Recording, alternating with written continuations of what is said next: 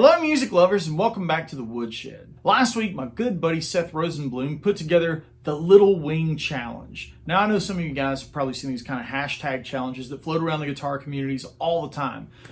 He tagged me and Josh Smith and Andy Timmons and all these players and just said, hey man, give us one round through of Little Wing. I thought it was super cool. I kicked on my little iPhone, grabbed the Orange Sir and played some Little Wing in a kind of a different way, right? So I got a lot of messages on that, and a lot of people were curious on how I was doing a little bit of voice leading and how I was approaching something called secondary dominance. Okay, so that's really not that scary of a term.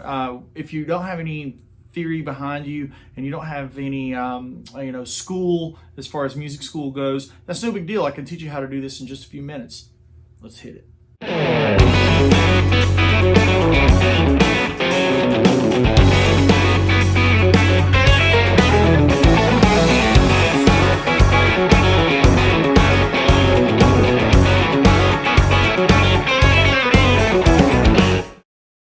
Okay guys, first things first, let's roll that Instagram clip of the original improvised take from Little Wing.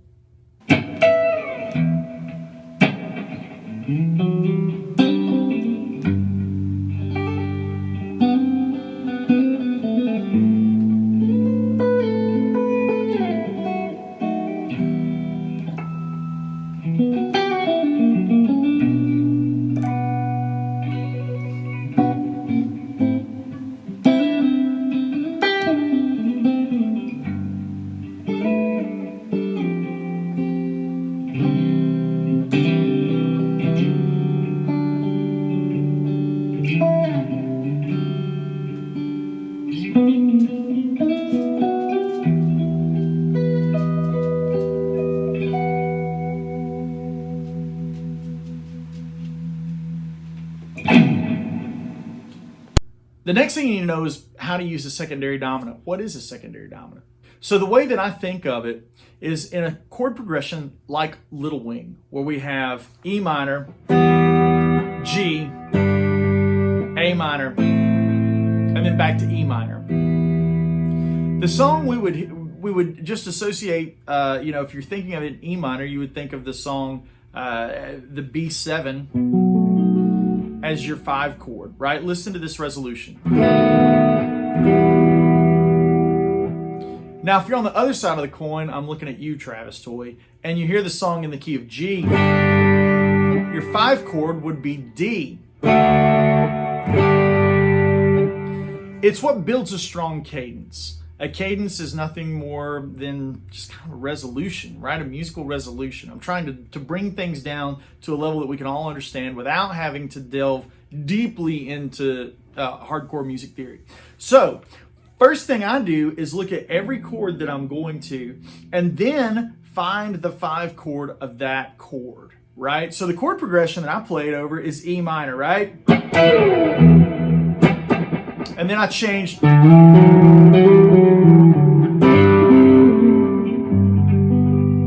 Right? So that's just E to G. I used a lot of things that are diatonic, which just means in scale, to G and E minor.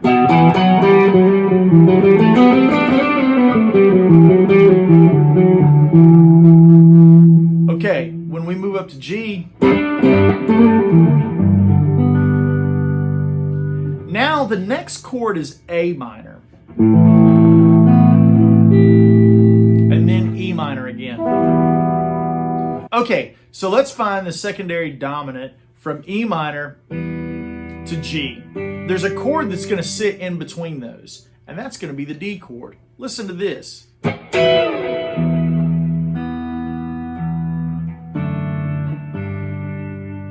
Right? It gave momentum versus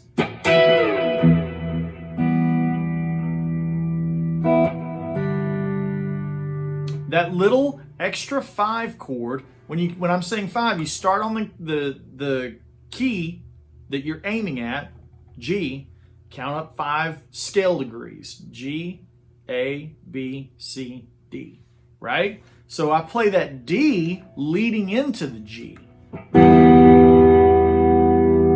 5, 1, right? Now we're going to A minor.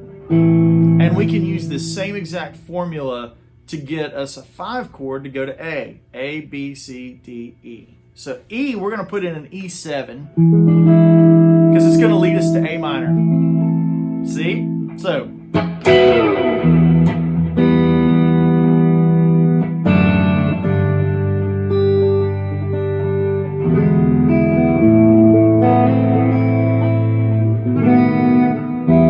And I put in a 5 chord going to the E. Now, when I play all of those chords, Little Wing loses a little bit of vibe, right? You don't need all the chords.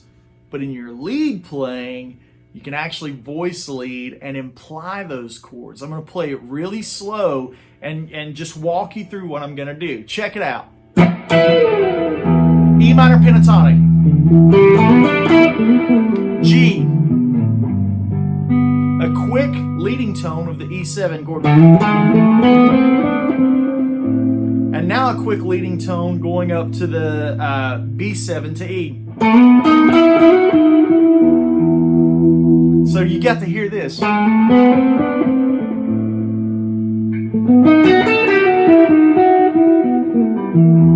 Right? So we got to hear some cool stuff happen that wasn't just playing E minor pentatonic the whole time over Little Wing.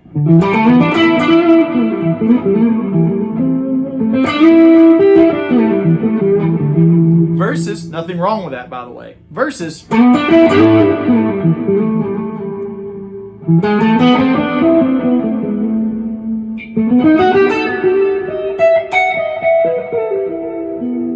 Right? So I'm just having some fun looking at all the ways I could play. Right? So we're going G. Let's start at the top of it. Let's go E minor. D. G. E7 A minor. Right? B. E minor. So you kind of see some Eric Johnson things, right? That's where I kind of lifted a lot of this, implying the secondary dominant.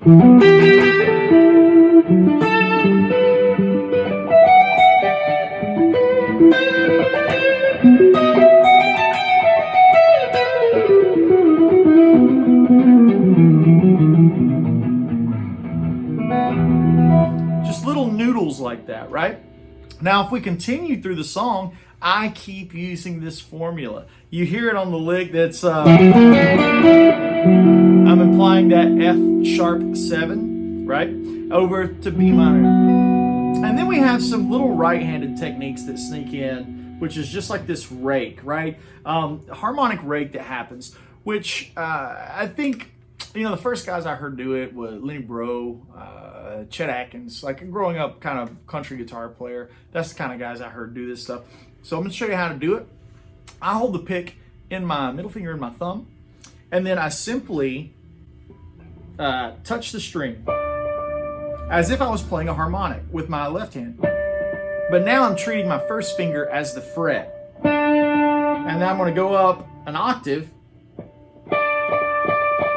and I'm going to treat this as this finger, right? And then the pick is still doing the pick thing. And you can actually sneak in your other fingers on your right hand to do things like, you know, those kind of little harp harmonics. The way I used it was I took it and just used my first finger as a bar, right? And as I took my pick down,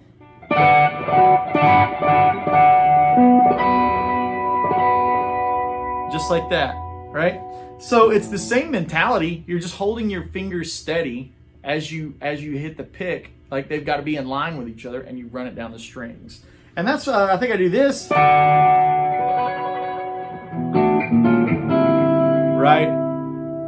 And then I go into some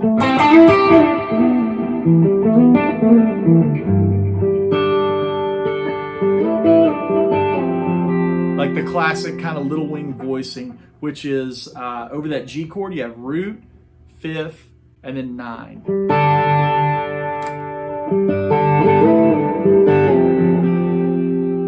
Right?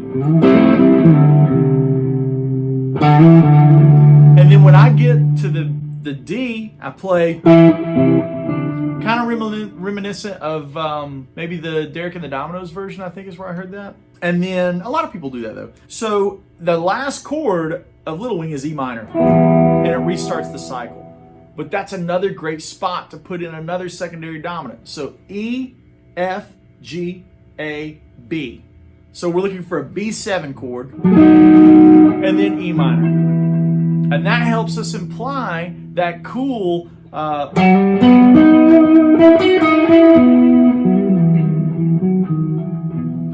you can hear that in a couple of different ways. You can hear that as melodic minor. You can hear that as harmonic minor, because I'm just outlining an arpeggio. It could also be listened to as an augment. You could also hear that as a diminished kind of thing, depending on if you hear this A note.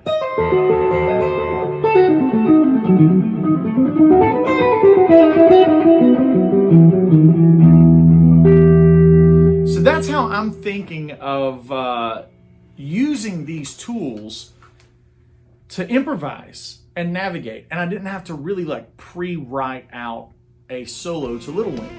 As always, if you want more content like this, patreon.com/AndyWoodMusic. We do a weekly Zoom class on Wednesdays. You guys can chime in if you're in the combo tier or higher. Okay, and the other place is AndyWoodMusic.com/lessons. That's where all the TrueFire, all the Jam Track Central, all that stuff is. So there's a lot of places to grab lessons where I expand on this, alternate picking technique, etc. Thanks for joining me this week in the Woodshed, and we'll see you guys next week.